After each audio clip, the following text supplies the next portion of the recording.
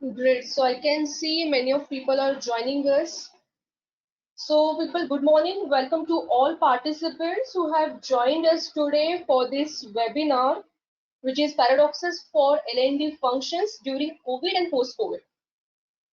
Myself, Pallavi from NovelVista, and I'm the moderator and host for this webinar today. I hope my voice is clear and audible enough. Anil, can you hear me? Yes, yeah, it's very clear. Great. Okay, so if you have any kind of problem while listening us, you can use this chat option where you can message us regarding voice clarity or anything else. And you can use the same chat option to put the questions. If you have any questions and any of the further questions you will be having for this webinar, you can post through the chat. Okay, I'm getting a response that my voice is clear. Great. Moving ahead, I would like to introduce NovelVista. We are one of the largest training organization with huge portfolio of more than 2000 plus courses and team of 300 plus trainers who are associated with us. It's been a long time. We are in such knowledge sharing activities, and webinar is one of those where we introduce our industry's experts to our participants and who deliver such great sessions for us. So we are going to continue this knowledge sharing activities and webinar series in the whole May month as well. And to get all the updates for the further webinars and such knowledge sharing activities, you can SMS us on this WhatsApp number to get all the further notification updates for the webinar.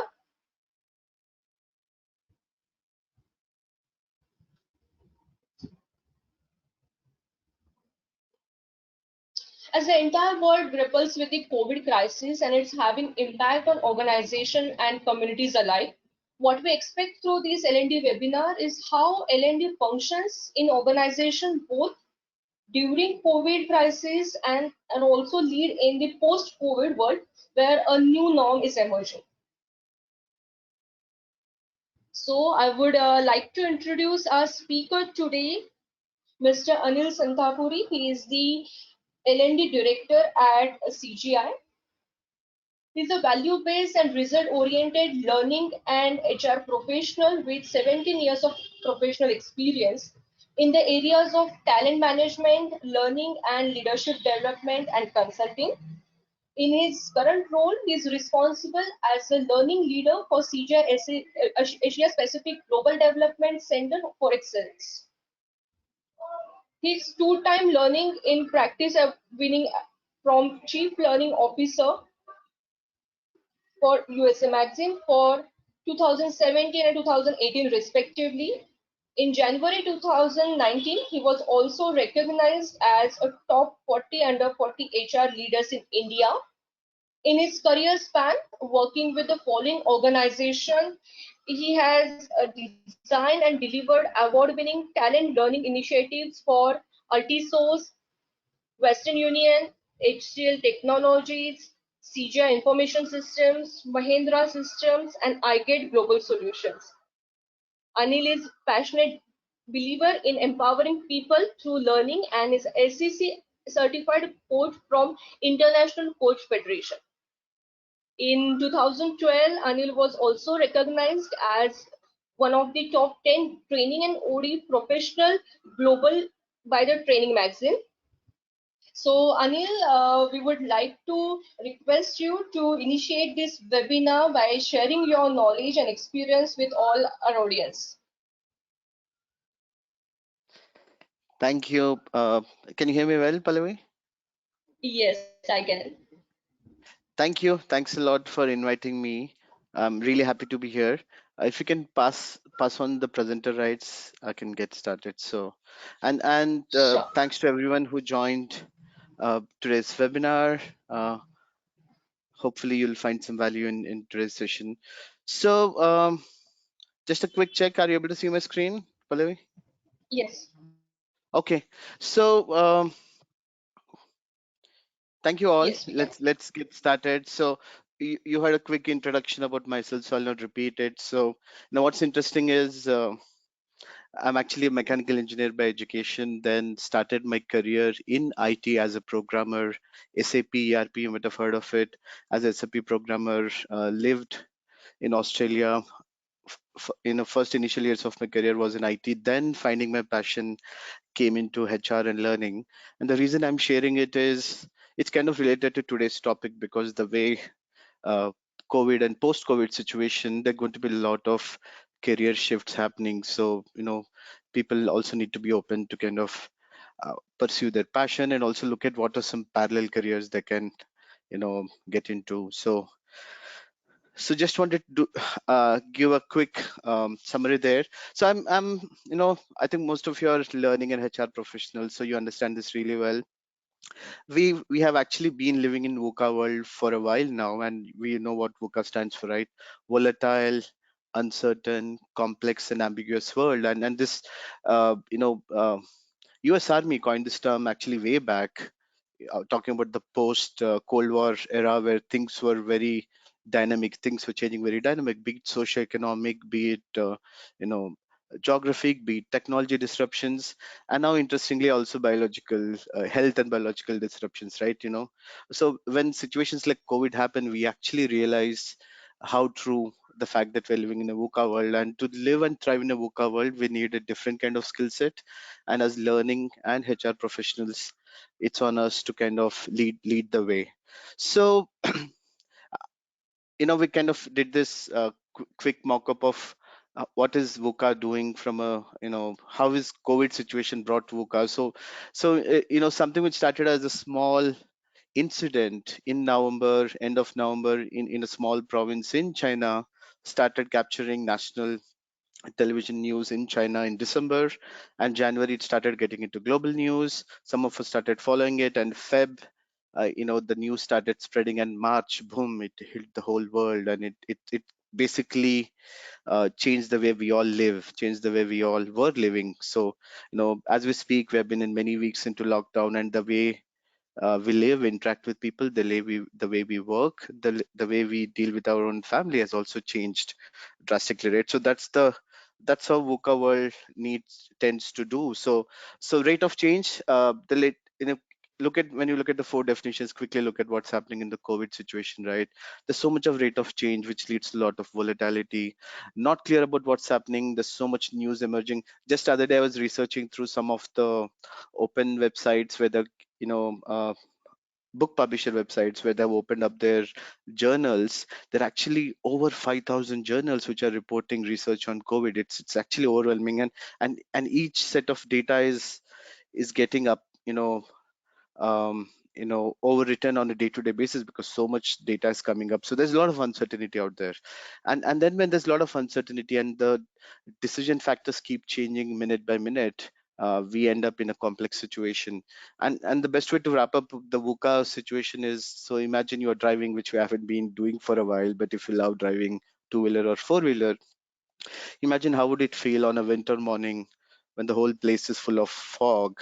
All you could see is just barely 5 feet away from your driving seat, and then how difficult or how fun driving can be in those situations, right? So we are all living in this figurative and metaphorical fog, the VUCA fog and the VUCA world, and that kind of has a lot of implications for everyone, professionally, personally. So today we'll see what are some of those implications for corporations and what are some of those relevant implications for all of us as learning and HR professionals. So, very much linked to VUCA world, I'm sure many of you are aware of the concept of Black Swan. It was made famous by Nassim Nicholas Taleb. He wrote many books, but the book which made him famous was the book The Black Swan. So, there's a little bit of story there. Till, um, humans always believed swans were in white color, and as logic goes, as the approach of logic goes, they were only white swans everywhere, unless somebody, when they were start I think in the late 19th century or early 19th century, when they started traveling in remote parts of Australia. Very interestingly, I lived in Australia for a while. They actually met a black swan, and that one incident, that one chance fluke incident of seeing one black swan overrides all the information which we have all through history, that swans were always in white color. And therefore, with that incident and the story, emerges this concept of black swan events. What happened at 9/11 was a black swan event. What happened with COVID is a black swan event. We did not anticipate it happening, and the moment it happens, it pretty much overrides all the history and kind of rewrites the future. So it's a very transitionary kind of situation, and it's a very amazing book. I read it many years back, but I also started reading it recently after the COVID situation. It's a very amazing read. You should see. And Nassim does a beautiful job of narrating his own life story through black swans. And in fact, he says, think of the career changes you made, the city country moves you made, the people you made friends with, the people you married. When you actually look back, the companies you joined, most of them are black swan events. You didn't prepare for it, you didn't plan for it, they just happen. So life is essentially guided by black swan events. And now the COVID situation, which started in a small, um, uh, you know, animal market in Wuhan province, impacted is impacting all of us, right? So black swan event, that's what it is. And the best part of black swan events is one black swan event triggers another. And if you have been closely following news, you would see um, oil prices for gallon actually hit negative. If a year back, 6 months back, somebody said oil prices in 2020 would be negative, nobody would believe anyone, right? And then, it's very interesting. Saudi Arabia and Russia were going through this competition. Russians started digging more oil, and then they started wanting to compete with Saudi Arabians. So they started producing more than 2 million, I think, liters of oil per day. And that was kind of bringing competition between both of them. And they were having a price war. And suddenly, that's an isolated event, but suddenly the COVID situation happens, which stops the consumption of oil throughout the world.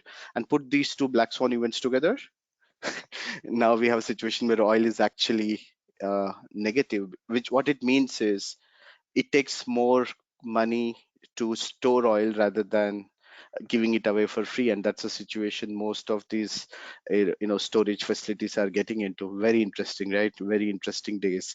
And somebody was kind of passing a very amusing comment other day, saying we all have been preparing for a decade or so about 2020, right? Most of the corporations used to have this theme, vision 2020, foresight, vision 2020. And the moment we come to 2020, all we have is fog. The vision is not clear at all. And that's a bit of parody there, so that we all have to bite the humble pie. So so I'm not new to black swan events. I mean, all of our personal events go through black swan, but even professionally, and I see some of my colleagues are on today's call, so even they could relate to it. Um, for 6 years I worked for Satyam Computers. I'm from Hyderabad. So uh, you know one morning we wake up, go to office. That's the office I used to work, Hyderabad, School of Leadership. And boom, you all know what happened with Satyam, right? Our CEO cooked the books, and then the major scam. And fast forward, a company which had 65,000 employees had to let go of around 25,000 employees. And then another major IT company took us over. So many things happened, but no one planned or even guessed something like that would happen. In fact, it was the first such big incident happening in Indian corporate history. So there's a lot of story there. I'm not going to go there, but yes, we did face a black swan event as an organization, and we lived through it. In fact, I stayed on with Satyam for over 12 months, 12 to 15 months after the crisis happened in the Jan of that year. So one of the first things we did as the learning function there was, we were saying, this is a classic situation of turnaround, right? So, organization is going through a crisis. What do we need to do to turn things around for the organization? And corporate turnarounds has been a pretty well-known topic in the Western world, but in India, it's not that Indian companies don't have turnarounds. The problem with Indian companies is we do not document our stories in a case study format as well as the Western part. Now things have changed. It's been a decade. So So what we did was we said, let's look at successful corporate turnarounds coming from crisis and how things would have changed. And then we did a bit of research. Then we compiled all the lessons learned through the crisis, and then came up with a series called Rise of Phoenix. Because if you all know the fable story of a phoenix, it says this fantasy based creature which looks like a probably a dragon or a phoenix, every 1,000 years needs to revive itself. So it burns itself, and through its own ashes, it rises again through its own ashes. And therefore, the phrase rise of the phoenix is very famous whenever people have to rebound and come back. So, in fact, that's the situation we're all in today, right? So, rise of the phoenix is the journey we're all making individually, collectively, and also as organizations. So, based on the work done at Satyam and later other organizations, you know, we kind of summarize their 8 strategies for corporate turnarounds. The reason I'm kind of showing it here is the lessons learned there are also relevant for what's happening today, but the crisis is global. It's not related to a organization or set of people, but it's more global. So I'll just give you 10 seconds so that you can read those 8 strategies. Then I'll quickly talk through each one of it.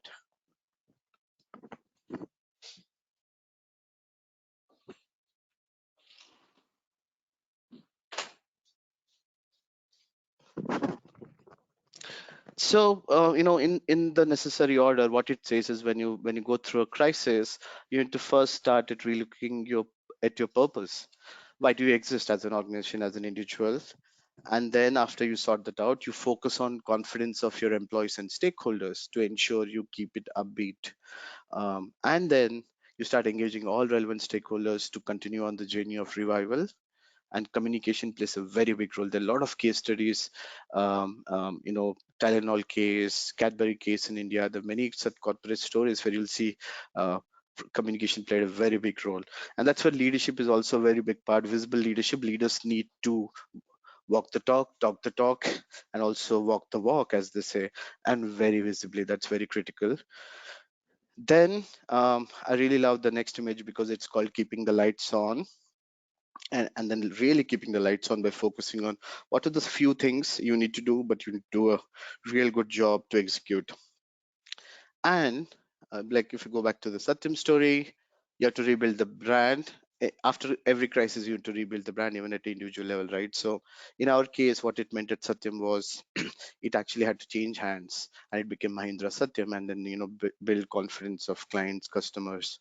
And to do all of this, you need to have a higher sense of urgency. You cannot have a 5-year plan or a 3-year plan or a 24 months execution plan. You need to do it now, do it today, do it here and now. So that's like some lessons learned. Let's keep that at back of our mind. It will come in handy as we move forward. You can learn more about this rise of phoenix concept because at Satyam, I had the privilege of working with Ed Cohen and Priscilla Nelson, who later, Ed Cohen was a chief learning officer for Satyam and later went on to write this book called Riding the Tiger, Leading Through Learning in Turbulent Times. It's a very relevant read even today. It's a completely relevant read right after 10 years. And I had the privilege of writing a segment, uh, uh, had the privilege of writing a segment of Rise of the Phoenix in the book. Just give me a second.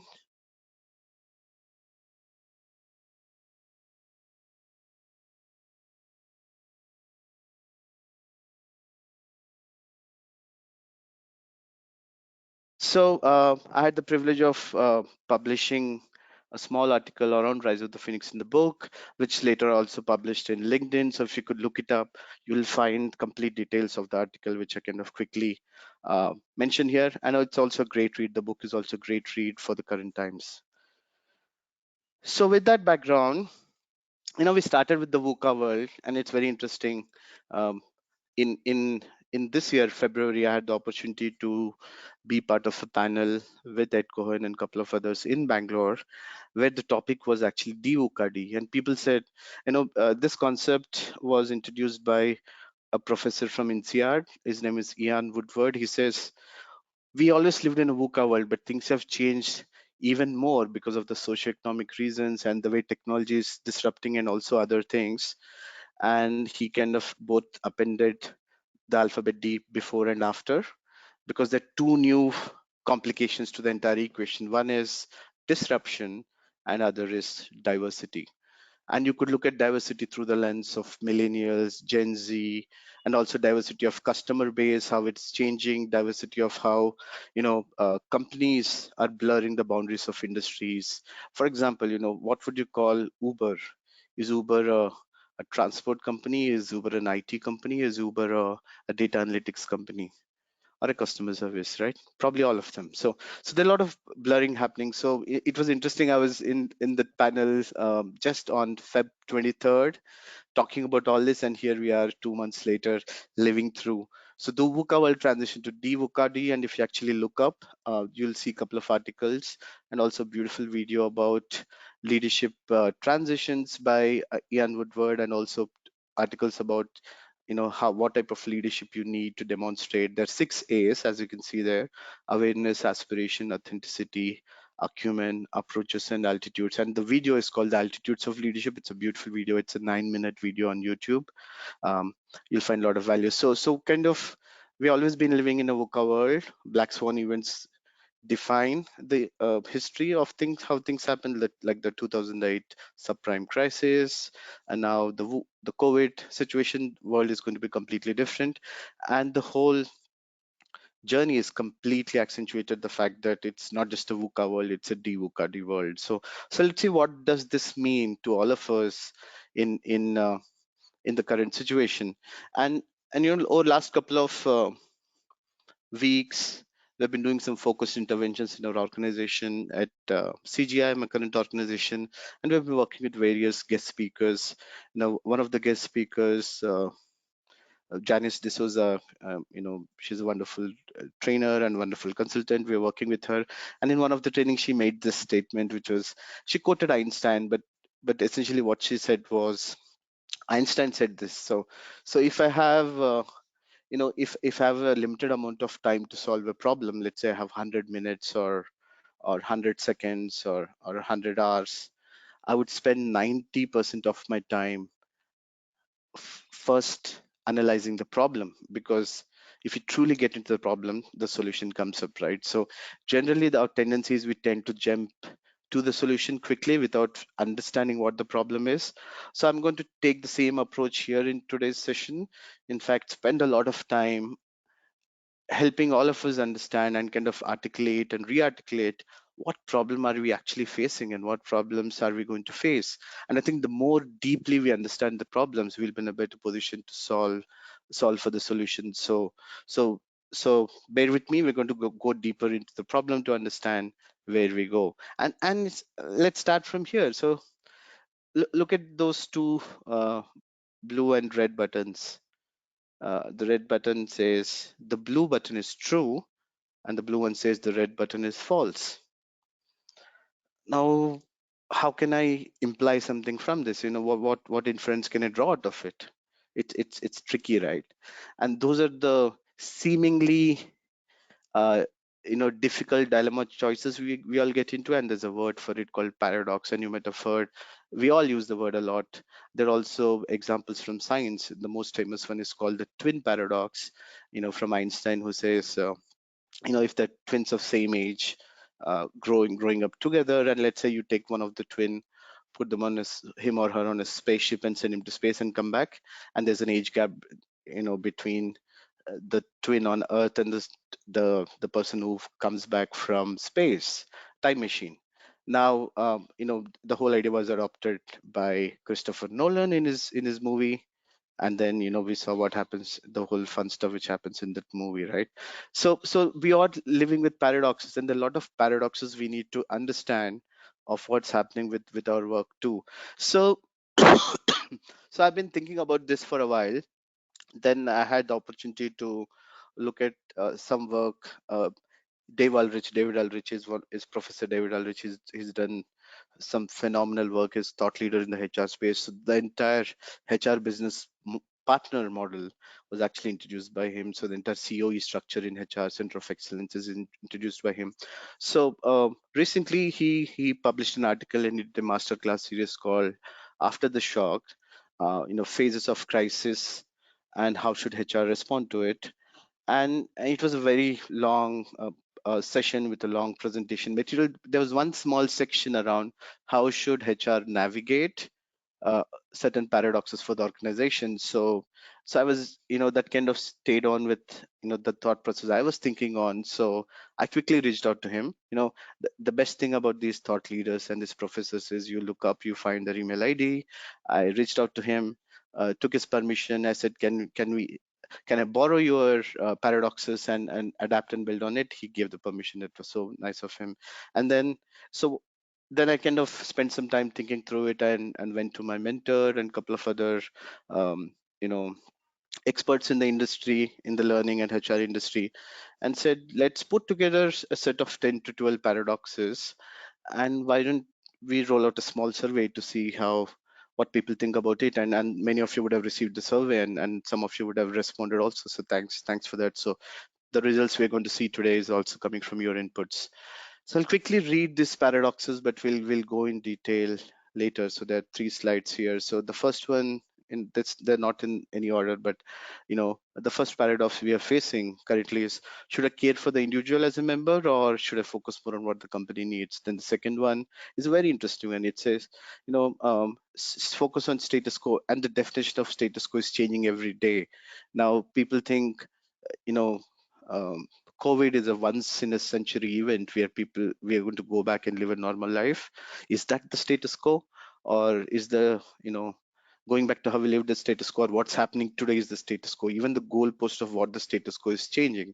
And then the question is, as HR, as learning leaders, are you going to prepare for the next disruption which is going to hit you? Remember the DVUCA world? Uh, Maybe we're not done with COVID yet, or maybe there's another disruption along the corner. So are we going to adjust to the status quo from COVID, or actually create, prepare the organization for the next disruption, which whatever it may be? Then in again, when disruption happens, organizations are kind of grappling with, should I take a convergence approach or divergence approach? Should I spread myself and try going to different segments, different markets? Remember the Uber example, right? Anyway, the industries are blurring, so why don't I pick on some opportunities here? The classic strategy case. Or should I just get neater and get more focused and focus on my efficiency, on narrowing down my focus and converge? Then should I, building on the same idea, should I just build on, take some bold moves now to see, take some risks to see how things might go in our favor, or take a step back and look at what our long-term values and see if how to keep them enduring? Continuing on the same journey, build to last versus build to adapt. And this paradox is more about, do we actually know what kind of world we're going to live tomorrow? So if you're clear, remember the metaphorical fog I was referring to, can I actually now contribute to building an organization which is going to last? Yes, but do I know how will it look like down the timeline? Maybe no. So should I build to last, or should I focus my energies to adapt and keep adapting with the situation, the DVUCA, the black swans, and see what comes out the other side? Then again, the very real challenge: focus on customer and see how their trends are changing, or start with the internal focus of efficiencies, which is a big need of the hour. And very interesting words: resilience you learn from the past, aspiration is a pull from the future. Resilience is you draw upon your past, aspiration you celebrate the future, you get inspiration and you try something different. And then stability, agility are very interesting words. You could, if you actually look up, you get a nice 2 by 2 matrix about what happens when you go with low high stability, high low stability, and high agility and low high agility. So those are the few more, which here these are more, I'm a learning guy, so I had to add few learning things there to specific to learning, like all the plethora of things which are opened up in the learning space, right? Webinars, resources. There's so much happening in the space. So, is less more, or is more less, or do we need more? Then the classic one, metaphorical fog, and our experience of the past might not help us win the future. So do I focus more on my experience, or do we learn through collaboration? That's one of the reasons I'm here today. That's probably one of the reasons you are all here today. We are going to learn through each other's collaboration, because just my experience of past does not give me much of a chance to understand what's happening, and therefore the survey to take collective inputs from everyone, because we need to figure this together, right? And then the classic dilemma of an L&D guy, like, do you create content, do you curate content? And today, with this umpteen options of you know um, information and learning out there, then strive for perfection versus strive for agility here. You know, like, do I still have a fixed mindset of saying, hey, I'm going to make it right the first time, or I'm going to apply a design thinking principle and say, what's my minimum MVP, what's my minimum viable product, and do a version one, put it out to customer, get some feedback, add a few more features, and make it very iterative approach. So there's both sides. And again, the paradoxes, which one we choose. So quickly, I'll replay those for you. There's the first four, they're like 12 paradoxes. um, and some of them kind of mesh into each other. Some are on the periphery of others, some are interesting, right? So those are the 12 paradoxes. So I rolled out a survey. As I speak, there are around 70 responses, 63. This morning there was 70.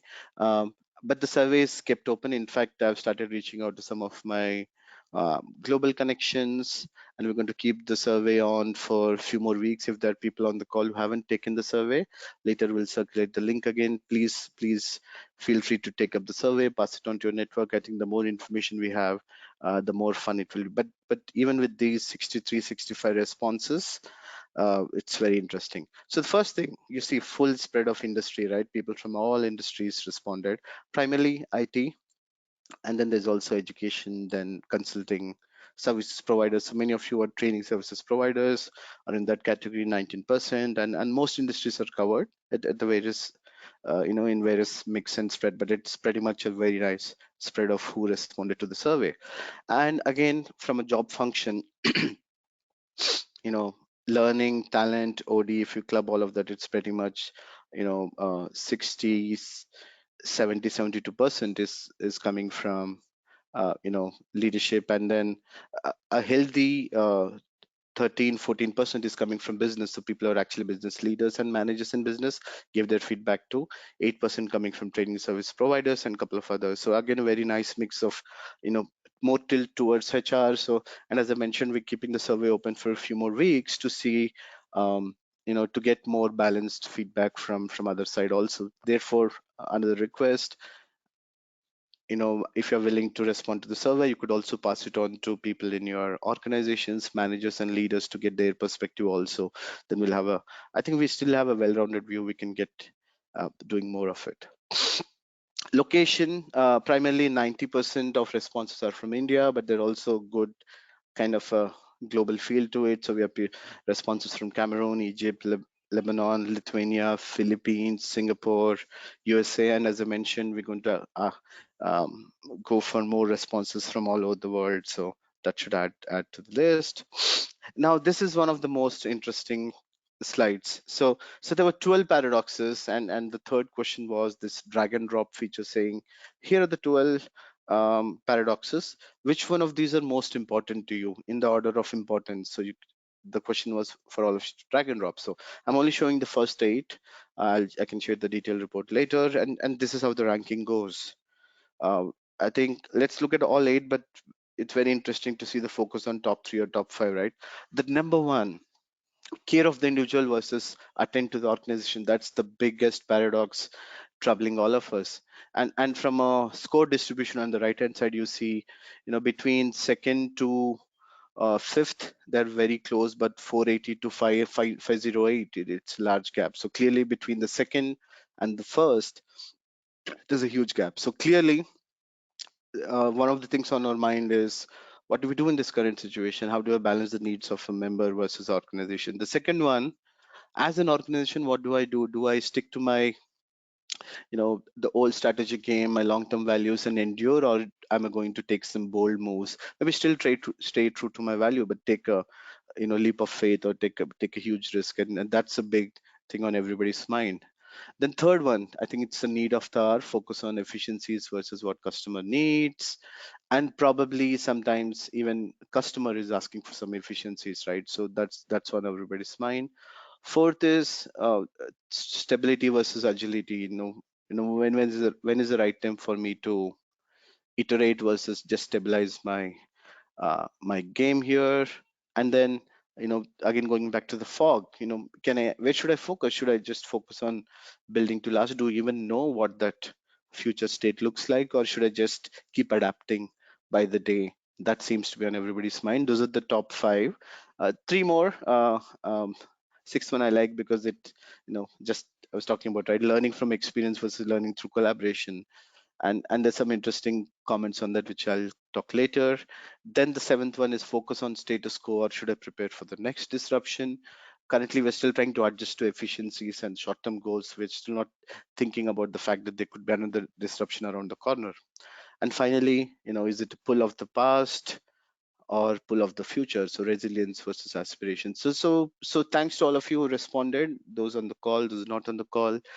Very interesting look at how those paradoxes are stacked up. So remember, I quoted Einstein and said we're going to dig deeper into the problem because we need to understand the problem more before we start fixing it, and let's see how and how much can we fix it. So I did some further analysis, and there was question number 4 which said, okay, you rated the paradoxes in an order, but where is your focus? Where are you putting your time and energy now? And this is very interesting. So the way to read this slide is, all the paradoxes are on the left, and the scale which was given to you was, it was scale of 0 to 10. If you're in the middle, if the middle was, I'm focusing on both the paradoxes, I'm trying to balance care of the individual versus organization. If I'm left on the spectrum, means I'm focusing on uh, the the former, and if I'm on the right side of the spectrum, on the slide scale, then I'm focusing on the latter. So and then the way you have to read the percentages is, out of all 100 people, how many people fell in which category. So the way we grouped this is to say anyone who scored between 0 to 3 was focusing on former, and anyone like trying to group into these three cohorts. So anyone who scored between 4, 5, 6 means they're trying to stay in the center, which is balance both. And anyone 7 to 10 means, so there are two extremes, left and right, who are clearly have a preference, and there are many who are trying to balance in the center. So kind of took that skew, those three cohorts, to kind of see the data. And some of the percentages are highlighted in a darker shade because there were three cohorts, one third. So if what I thought was, if at all there's a score which is more than 33%, it's good to highlight, and that gave very, very interesting insights, right? So if you just, even without reading the numbers, you can see all the dark shades are on the center or on the right side of the spectrum. What it means is all of us who gave responses to the survey have a tendency to focus on the latter options, like attend to the organization, create a new path for the organization, and wherever there's center, there's both. So you see, like enduring long-term values, it becomes very interesting, right? So like compare it to the earlier slide where we ranked the top 5, top 8, and here we are seeing where's our current energy or focus going. So there could be certain areas of alignment there, there could be certain areas of non-alignment. It gets really interesting. So what I want to do here is, since this is one of the most important slides, I would like to use the chat option and requesting all of you to send your chat comments. If for these 12 um, paradoxes, and based on the scores you are seeing, the spread of scores, if you have to give a headline, how would you give a headline? I'll give an example. Let's look at the one in the center, which is focus on customer versus focus on efficiencies. So clearly 33 plus 39%, either you're trying to balance or you're tending towards focusing on efficiencies, right? So clearly, as we speak today, here and now, not just after 3 months or 6 months, we're all focusing on how to save the cash flow, how to cut the corners to preserve some money, because cash flow is really important, right? So clearly the headline for that piece would be focus on efficiencies now, and and see what else can we do for customers. So that's like a headline for that piece. So again, requesting, because there's one of the interesting slides, what are some comments or headlines would you give to these paradoxes? So please use the chat option, send in your comments. I can, I would like to pick some collective wisdom here. uh, and quickly checking with Pallavi if everybody, all participants can send the chat messages, right?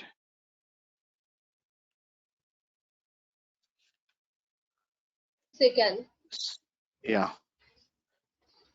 So I'll stay on this slide for a minute, maybe talk about a few more pieces, and just checking to see if any one of you have any comments on these paradoxes. Um, I think I touched upon, um, less is more and more is required is very interesting. Just look at what's been happening. So many learning resources, so many options opened up. Beyond the point, it's causing a bit of fatigue to everyone, right? Like how many webinars were you invited to about how to lead virtually or work virtually? And it's getting slightly overwhelming. So the question is, where to stop? Is less more or is more required? And therefore, you can see a nice dilemma there. There's the balance: 40% in center, 31 here, 29 there. So a lot of interesting interpretations we could do. So I'll quickly see if there are any more comments coming in the chat, or maybe questions. I don't see any questions yet. So keep sending your comments. I'll continue, and then so so the next steps I'm going to work after this session is to get more data, get more, also look at almost like how, what's the standard deviation between the scores, and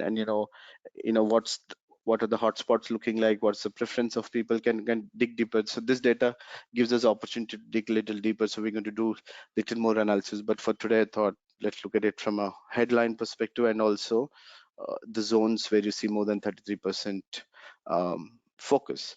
So there's also a question in the survey which said, what are some other paradoxes you are seeing? And I captured a few which I thought were very, very interesting. The first one is like new mindset versus traditional management practices. How do we kind of enable, because your past made you successful, but you need to try new things. Second one was very interesting, reaching out to all versus security concerns. I look at it from two perspectives. One is, now we're talking about organizations where even probably Google, YouTube, and Gmail is blocked, and then you kind of opening up your IT systems so people can access. That's one side, but there's a lot of intra company collaboration happening, right? And they're also with Zoom and so many, all of us moving completely virtual, there's also the cyber security threats coming. So I thought that was a very interesting paradox there. Business continuity versus employee engagement experience to ensure it kind of ties back to the care for the individual. The next one I thought was very interesting, sustenance versus altruism. Where do you draw the line between helping out your members, customers, larger society, and where do you ensure your cash flow is intact? And then that's one um, paradox we're all dealing with, and there's a lot of CSR happening around, right? And personal safety versus customer centricity. Think of industries like retail or factories or manufacturing, where this is a daily everyday dilemma: personal safety versus customer centricity. The next one, I really like the way it was phrased: work life paradigm versus enterprise community paradigm. So we've been using the term work life along. Now what's happening is work has expanded to enterprise and life has expanded to community, and the new boundaries are emerging, and I don't know how those boundaries play out too. And all that's happening when you're locked inside your homes. That's very interesting, right? And high tech, low touch, high touch, low tech. Where does technology end, and where does the role of people begin? Right from the role of a manager, role of a leader, role of everything, a sales. An interesting conversation I was having with somebody was, how does this whole COVID thing impact salespeople? And they were like, there's also a lot of conversation around, all the current webinar technology, including Zooms and WebEx of the world, started as a VC, as like a video conferencing or video chat, and later it was adapted to meetings and events, but they never were built for a training use case. And now we're trying to use these old technologies for a training use case, and therefore we have, everybody was like applauding Zoom is doing a wonderful job, and suddenly you just go on Google now, there's a new term called Zoom fatigue already coming up. So the point is, they were never these technologies were never built with training in mind as a use case. So here is my bet. I think there are going to be a lot of uh, you know focused technologies emerging, startups, technologies emerging for these specific use cases, like roundtables for leaders, training software. We're already at CGI. We're already using a specific software called Mural for safe and agile training. So there are going to be a lot of this, specialized specialty softwares coming up.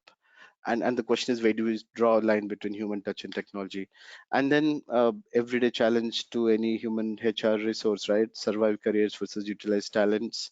And the next one is one of my favorites. And there've been so much of white papers published, data published, insights, sort of collaboration happening in the entire community. But there's a lot of data floating there. Do we actually have insights? Now we're like submerging in data. Do this virtual, do that virtual, series of webinars, white papers. But how can we go deeper? So abundant data versus scarce insights. And next one was creating brand value versus generating market share. Again, ties back to some of the things. Going fast, going slow is again a very interesting one. So again, these are other comments made by people which I thought were very relevant. Some of them tie back to what I showed, the 12, and some kind of stay standalone in a way. So as I continue, also again requesting if you have any questions, comments, or feedback, please use the chat option to start sharing your comments. So, very early stage, but early insights. This is going to emerge over a period of time with the data. As I said, I'm going to wait for more responses. Depends on each one of you. But here are some 4 5 imperatives emerging, and we need to see how to deal with them. This first one is clearly, how do I strike balance between focusing on individual versus needs of the organization, and wait, that seems to be on everybody's mind. And second big piece I see theme is, how as an organization can I rediscover myself, reinvent myself, and create the new organization which is ready for the future, yet preserving my values.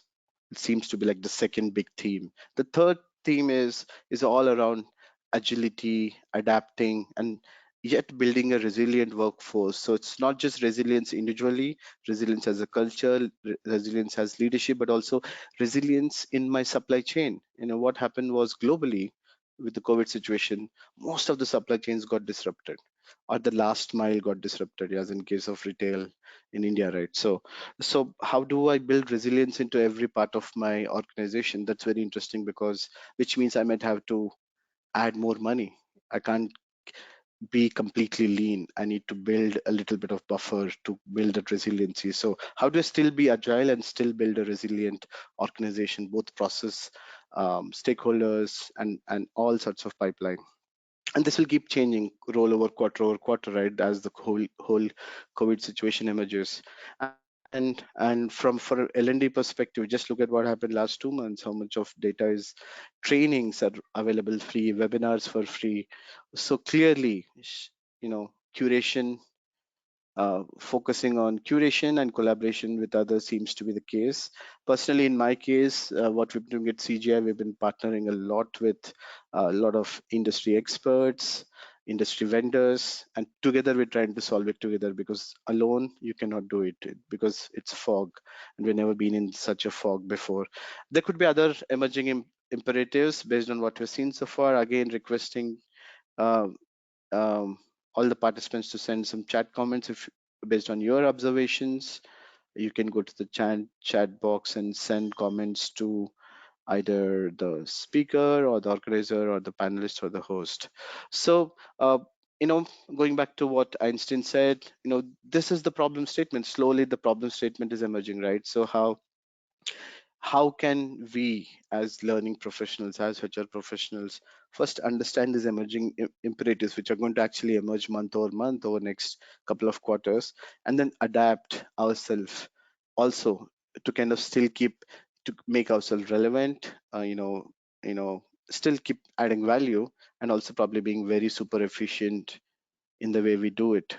So I also had the privilege of working with, reaching out to a couple of industry experts. So I had this conversation with Soumya from CCL, Center of Creative Leadership, and she was one of the respondents from Singapore. So you saw one respondent from Singapore, and very interestingly, when she took the survey, she said, "You know what? We actually did something similar at CCL. We reached out to CXOs and executives, and then they did the survey. They have this paper called "The World versus COVID: Preparing to Win the Post-COVID World," and this is feedback coming from CXOs out there. 6 paradoxes. The wording is slightly different, but you can see a lot of correlation between what we have seen so far and what our CXOs out there are saying. Should I slow down or go fast? Is the first one. High tech, human touch, or high tech versus human touch. Where do I strike the balance? And what do I choose? Axe the fat versus preserve the muscle. The whole piece around agility and resiliency right there. Globalized digital and localized profit. So this is where the whole demand supply and supply chain, building resilience into supply chain, right? So how much of it can I digitize, but also how much of how much of it can I localize to ensure the whole supply demand is balanced. And from a leadership perspective, do if I'm moving to an agile model, how do I shift from traditional thinking, so embracing flexibility versus enhancing control. And finally, when I have to deal with the individuals, the care for the individual, which one we started with, how do I empathize yet display tough love? So what it means is uh, account empathy based leadership driven through accountability. So people can't cut slack. People need to still deliver on results, but you use empathy to drive accountability and results. So very interesting to see the feedback given by CXOs is kind of aligning similar to the thought process of feedback given by all of us and the teams there. So that's one perspective to to realize that we're going in one direction. Also, Josh Bersin, who's a thought leader in the HR space, recently published this article on May 6th. Remote working is sinking in, and the impact is bigger than we realize. And the 6 imperatives he mentions, you can find this in LinkedIn on Josh Bersin's personal handle. He says, these are the 6 things on mind of HR people: productivity and work-life balance of their members, emotional and social support to their members. Members are asking for the whole technology high touch and human touch piece, right? The technology is good, but we want frequent two-way conversations and open conversations with our managers and leaders. And well-being of employees, see care for the individuals is coming up here. And then work-life balance, your work became home and your home became work. So there's a need for a lot of patience to be flexible in the management style to ensure people adapt, especially with summer, kids not going to school, so you're homeschooling them, you don't have help at home, still you have to do your work, take care of kids. So there's a lot of patience, empathy based patience. You're going to empathy comes place here.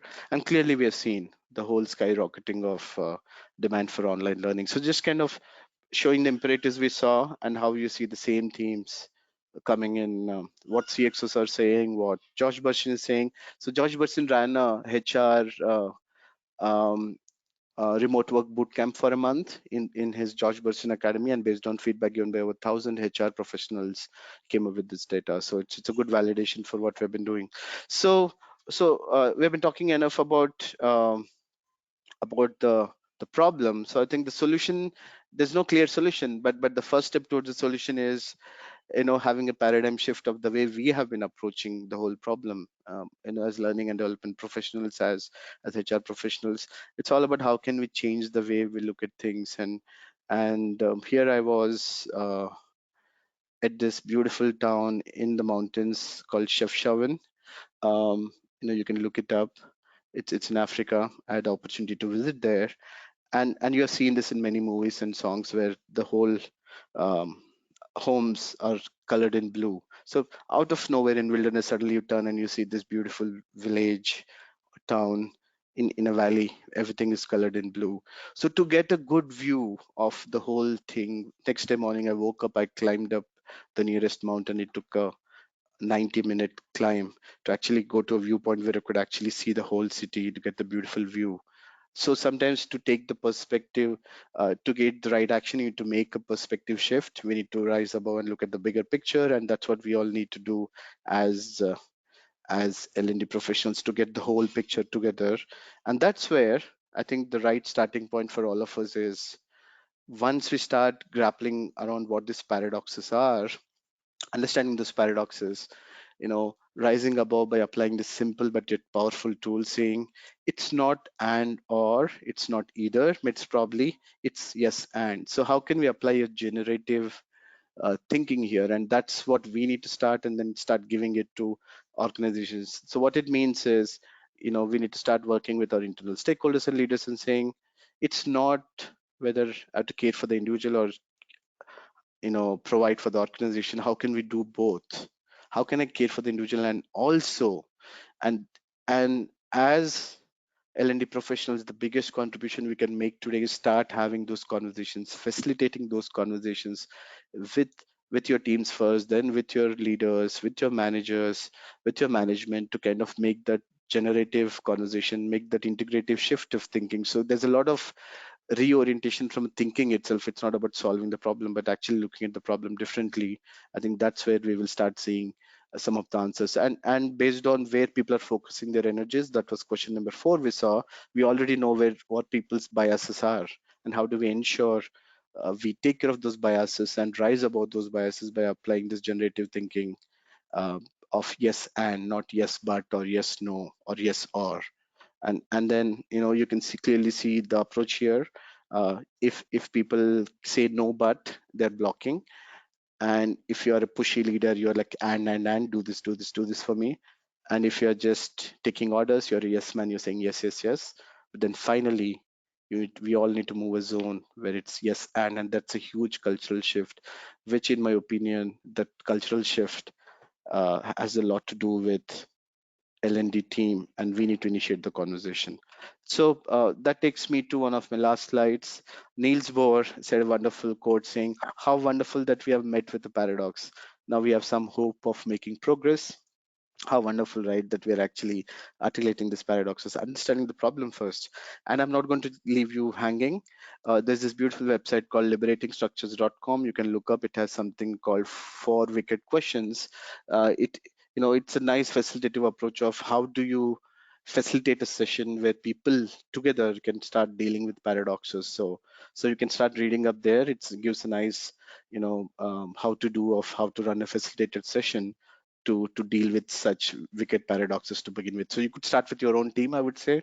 In your next team meeting, take some time out to actually try doing this. So yet I know some of you might have joined the call looking for answers. So I don't want to disappoint you too. I don't want to kind of let you leaving that hanging. So I'm going to get a little prescriptive in last 2 minutes and just let you know this is what um, you know most organizations are doing. This is what we're trying to do in our organization in terms of focusing from a learning and development perspective. So just draw this grid about urgent versus important, focusing on what's more important and urgent for next 60 days, and important less urgent, not important not urgent, and urgent and not important, and clearly identify those areas and focusing on those things. So I'm pretty sure for most of us it stays the same. So I'm going to leave the slide there for you to uh, think it over. And I don't know, we are coming to the end of the time here. So I'll leave the slide here and open up for any questions, comments you might have, or questions, comments, or feedback. So and as we're doing that, since we have a minute left, if you have any questions, comments, or feedback, please send chat message so that we can respond to your questions. As you're doing that, high touch, as high technology or high touch, right? So you could also take 30 seconds, pull out your mobile phones, scan the QR code, and give a brief feedback. There's like a 3-question feedback on this session. So as you are thinking of any questions, comments, or feedback to share, just pull out your phone, scan the QR code, and give me some feedback on how this session was, and that would help me to improve. So I'll leave it there, and then uh, quickly see if there are any questions, comments, or feedback, and also turn it over to Pallavi for any closing comments. But I really enjoyed having this conversation with all of you. I'll go there here, also show what we're doing from an L&D perspective in my current organization. But the whole idea, if I can summarize, is articulating the paradoxes, coming up with a facilitative approach of yes, yes, and creating a culture where you lead the culture of driving those generative conversations is going to make a huge difference for your leaders and managers to make the right decisions as we go. So again, coming back to the QR code, if you can take a quick scan and share your feedback. And finally, that's how you could reach to me if you want to stay connected with me. So on that note, thank you. I had a great time talking to all of you. Pallavi, turning it over to you.